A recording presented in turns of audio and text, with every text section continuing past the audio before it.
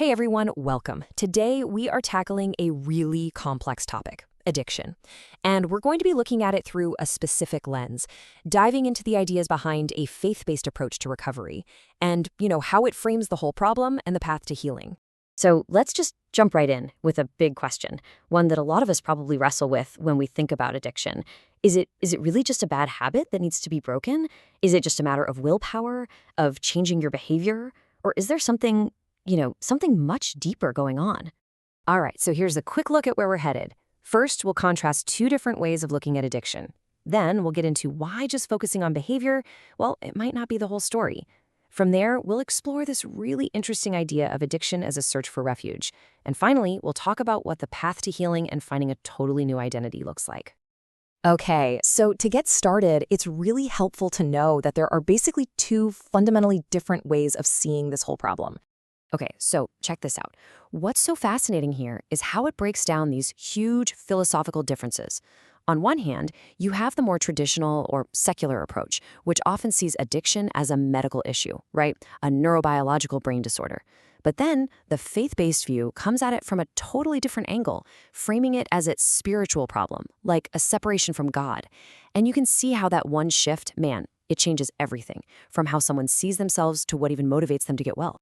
So, if we follow that line of thinking, you can start to see how this builds, right?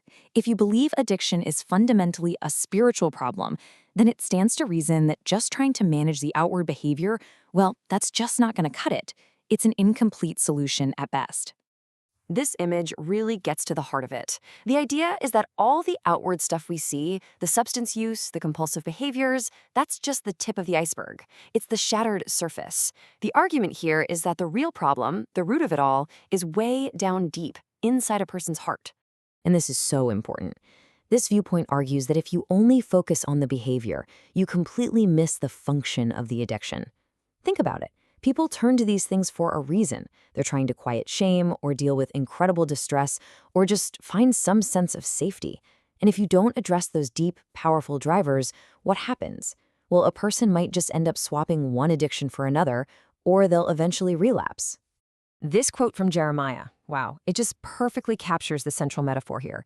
The idea is that we, as people, turn away from the real source of life and fulfillment, that fountain of living waters, and we try to carve out our own solutions, our own comforts. But ultimately, they're just broken cisterns. They look like they should hold water, but they can't. They just can't deliver on what they promise. Okay, so if it's more than just behavior, then what is it? Well, this particular framework looks at addiction through four interlocking lenses, which really helps get to that deeper spiritual root we've been talking about.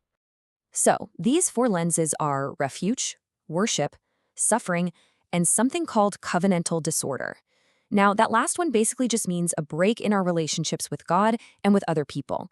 And the key thing to remember is that these aren't four separate problems. They're just four different ways of looking at the same, really complex issue.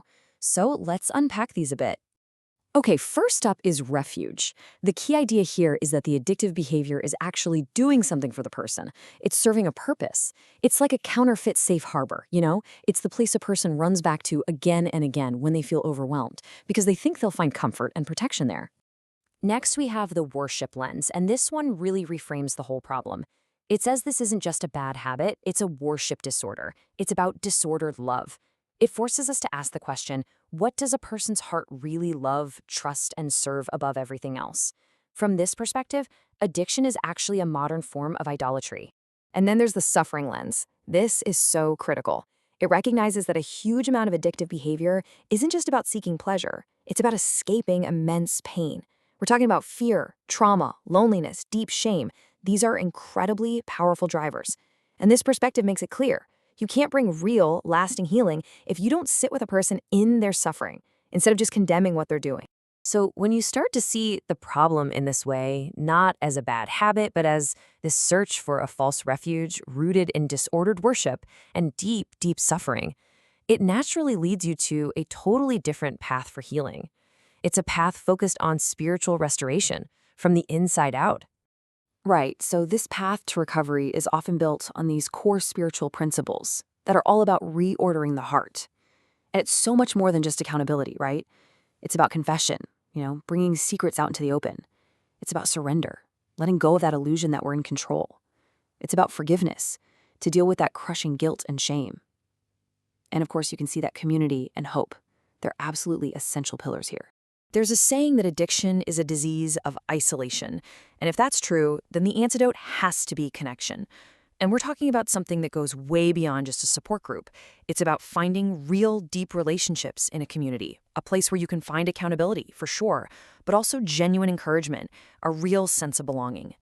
And maybe the most profound shift in this whole approach comes down to how a person sees themselves, their very identity. So, in a lot of traditional models, a person might carry the label recovering addict for the rest of their life. Their identity is defined by their struggle. But the goal here is way more radical. It's a complete identity shift. It's about helping someone see that their primary identity isn't their problem, but their spiritual reality as a child of God, totally forgiven, totally renewed. It's a fundamental move away from an identity based in shame to one that's completely rooted in grace. And that's really the ultimate goal here, a true, deep, lasting transformation. It's not just about stopping a behavior or managing symptoms to achieve sobriety. It's about becoming a fundamentally new person, from the inside out, by getting to that spiritual root of the problem that we've been talking about. And that really leaves us with one final thought to chew on. It's a question that gets to the absolute core of this perspective, and honestly, it applies to every single one of us, no matter what our specific struggles are. The question is this: when life gets hard, when you're in distress, what do you turn to for comfort and protection? What is your true refuge?